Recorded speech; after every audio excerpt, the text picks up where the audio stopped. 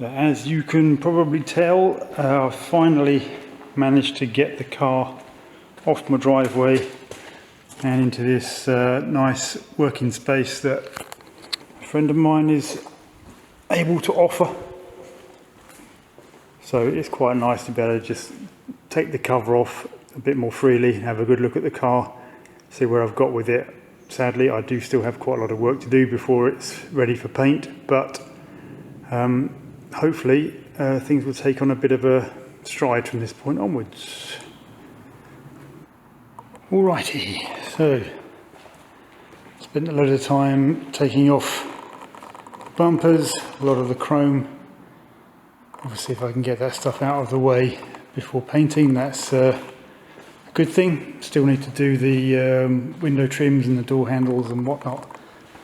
So the rear bumper has come off, so all of my chrome work and light surrounds and all sorts of odds and sods are here, so I can clean those up separately. Some of them really do need a bit of attention. Having got the bumper off, I've now got a proper look at this back sill, which has had some it's had some metal welded into it in the past, which I was aware of when I bought the car, but I think now that this bumper off, you can properly see the work that was done, and it's a mixed bag. So they've put in a piece of metal. You can see a whole load of spot welds all the way along the front of the sill, and then they filled over it, and yeah, they've absolutely caked it on there. So you know, it's a thorough job. It just doesn't look very nice. So I think rather than hack that all back, I'll just see if I can make good of what was there. So I'm going through the process of sanding this down, and if I can get it sort of flat and you know, vaguely flush with the actual bodywork. I mean, the fact is, this is hidden behind the rear bumper, so it's not desperately important, but you know, I think I can do a better job of what was done there before. Also, we get to see sort of a lot of the work around the lights.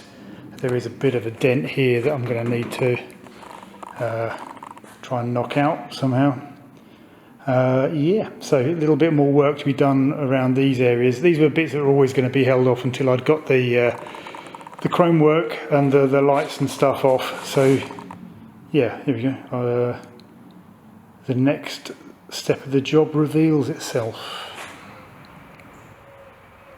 So we're a few days on now. I've done quite a lot of body work, a lot more sanding on the car. As you see at the front, it's got a little bit of a sort of an Elvis snarl going on at the moment. So a lot of the surfaces here have had the full sanding all the way down from like 80 grit where needed through like 120, 180, and finishing up on 400 grit. So a lot of the surfaces have had that. There's still some that haven't yet. I've still not taken the door handles off, as I discovered I needed a very long screwdriver for that, which I didn't have with me. Done a load of work on this back sill, which is now 100 times better than it was, but still not quite right, so I think I need to do a bit more sanding on that. But all of the spot welds had to be flattened off, and then sort of make good with a bit more filling and sanding, filling, sanding, etc, etc. So that's now a lot better. I've reinstated the drainage, what do you call it, gutter, because that was all kind of bent up before and wasn't ever going to work as a gutter. So that's good. You can see I've started to take off the rear window, and there's some absolute old tut in here. I don't get any impression that that's been done ever. So yeah, it's, the rubber surrounders perished pretty badly, and I'm going to try and do the same with the windscreen today, although to get this stuff off you need to take off these escutcheons, and you can only get those off after you take this off, for which you need a specific tool, which I don't have. And once you've got that off, you can take off the escutcheons using this kind of like, there's a ring that screws on here, and to get that off you need another special tool, which I also don't have. So once you've got all that off, the escutcheons come away, then you can take off this metal surround and then work the windscreen out. Yeah. So yeah, getting a bit of a move on now, just so you can see how badly perished these the rubbers are on these windows. Not very rubbery anymore.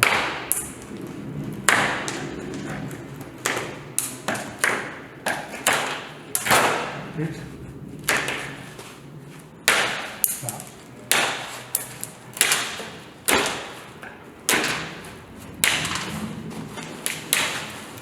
I think this is ready to come out now. I'm not actually sure how heavy this is, so this could be a really big mistake, but let's see.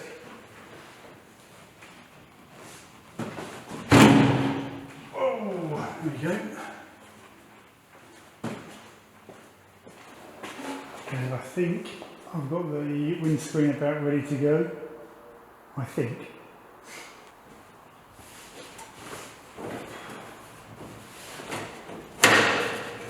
Nope.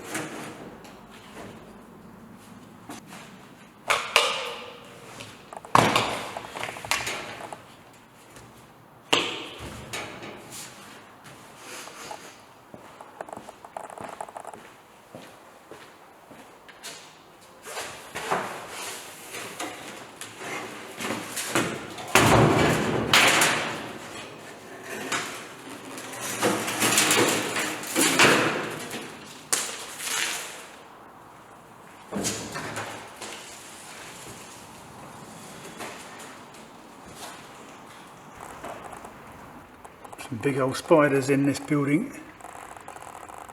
Big old chap there. Oh, look, breaking himself. So there we have it. The windscreen is out, the back glass is out.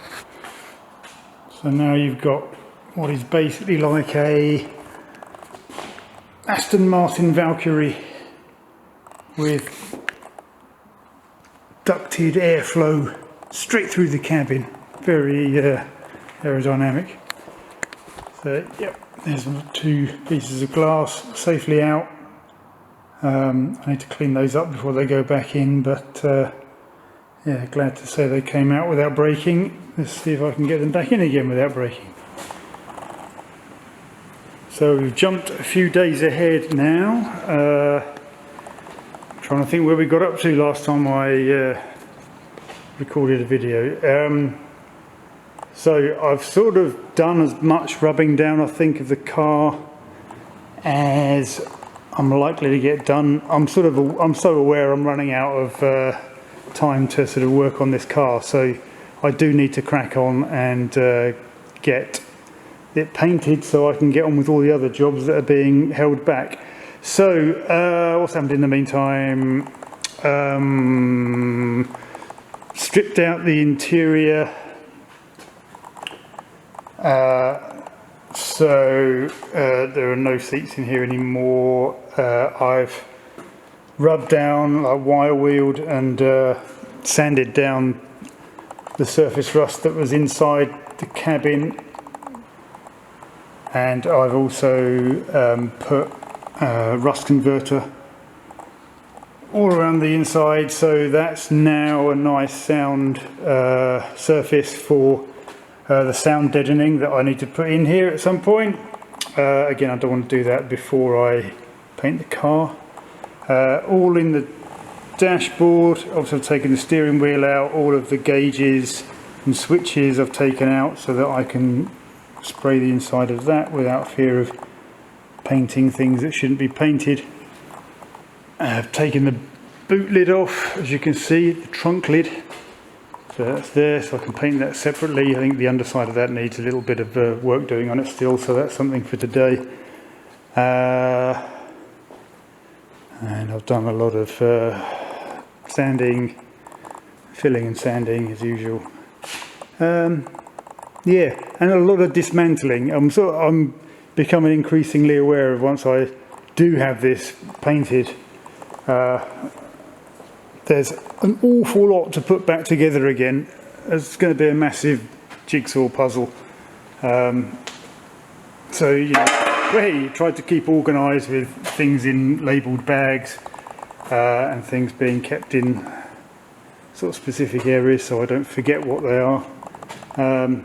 But yeah, so I think the plan for today is just to do a little bit more tidying up. I need to get this environment as dust free as possible. I need to wipe down the panels of the car to get as much dust off, and then I need to build a paint booth in this area. So this end of the building, hopefully I've got enough plastic to do it.